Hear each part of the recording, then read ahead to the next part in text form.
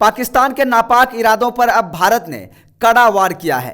पहलगाम हमले के मास्टरमाइंड सैफुल्लाह खालिद कसूरी खुद सामने आ गया है और पूरी दुनिया से रहम की भीख मांग रहा है। गुज़श्ता दिनों जम्मू कश्मीर के इलाका पहलगाम में जो हमला हुआ है और 27 जानों का ज़िया हुआ है, हम इसकी पुरजोर मजम्मत करते हैं। इस हमले की आड़ में हिंदुस्तान के मीडिया ने मुझे मोर्द इल्जाम ठहराया, फौरी तौर पर पाकिस्तान पर इल्जाम तराशी की है और गुज़श्ता 24 घंटे हिंदुस्तान का मीडिया इल्जाम तराशियों पर उतरा हुआ है। तो यह भी नहायत अफसोसनाक वाक़या है। और अब हिंदुस्तान ने सिंतास माहदे को भी मुस्तरद कर दिया है और मुअत्तल कर दिया है और पाकिस्तान के वो पानियों को रोकना चाहता है और पाकिस्तान की ज़राअत को, पाकिस्तान की सनत को वो तबाह करना चाहता है। वो एक जंगी दुश्मन है।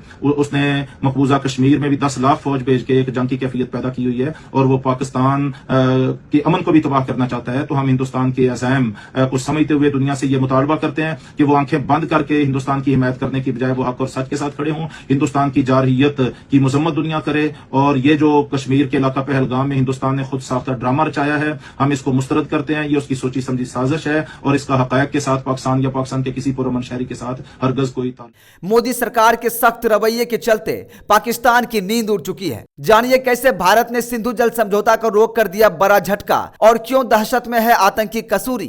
जम्मू और कश्मीर के पहलगाम में आतंकी हमले के बाद अब भारत ने जिस तरह से जवाबी एक्शन लिया है, उसके बाद से पाकिस्तान के होश फख्ता हैं।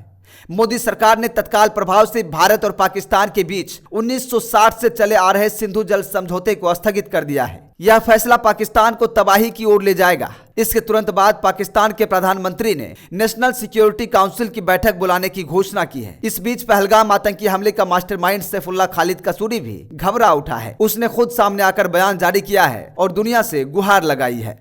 पहलगाम के निकट मिनी स्विट्जरलैंड के नाम से मशहूर पर्यटन स्थल बैसरन में मंगलवार को हुए आतंकी हमले की साजिश इसी सैफुल्लाह कसूरी ने रची थी। इस हमले में 28 लोग मारे गए थे, जिसमें 2 स्थानीय और 2 विदेशी भी थे। मारे गए लोगों में अधिकांश पर्यटक थे। 17 लोग घायल हुए हैं। यह 2019 में हुए पुलवामा हमले के बाद घाटी में सबसे बड़ा आतंकी हमला है। हमले की जिम्मेदारी लश्कर तैयबा के proxy the resident front TRF ने ली थी। सैफुल्लाह जम्मू कश्मीर में लश्कर और TRF की गतिविधियों का मेन ऑपरेटर है। भारत के एक्शन के डर से सैफुल्लाह ने खुद वीडियो जारी कर बयान दिया है। घबराए हुए सैफुल्लाह ने पहलगाम हमले की निंदा की है और इतना ही नहीं, उसने इसमें अपनी भूमिका होने से भी इनकार करने लगा है। उसने कहा कि जम्मू कश्मीर के पहलगाम में जो हमला हुआ है और 27 जानों का नुकसान हुआ है, हम इसकी पुरजोर मजम्मत करते हैं। इस हमले की आड़ में भारतीय मीडिया ने मुझे आरोपी बना दिया है और पाकिस्तान पर इल्जाम गढ़ दिया है। ये बेहद अफसोसजनक है।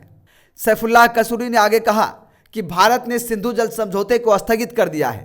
वे पाकिस्तान के पानी को रोकना चाहता है, पाकिस्तान को तबाह करना चाहता है। पाकिस्तानी आतंकी ने भारत के खिलाफ जहर उगला और जम्मू कश्मीर में भारतीय सेना की मौजूदगी को लेकर बयान दिया। उसने कहा कि भारत ने जम्मू कश्मीर में 10 लाख से ज़्यादा फौजी भेजी है और अब वह पाकिस्तान की शांति को बर्बाद करना चाहता है। सैफुल्लाह खालिद अपने बयान में भारत के कहर से बचने के लिए दुनिया से गुहार भी लगाई। उसने कहा कि हम दुनिया से ये गुहार लगाते हैं कि वो आंखें बंद करके भारत की हिमायत करने के बजाय हक का साथ दे।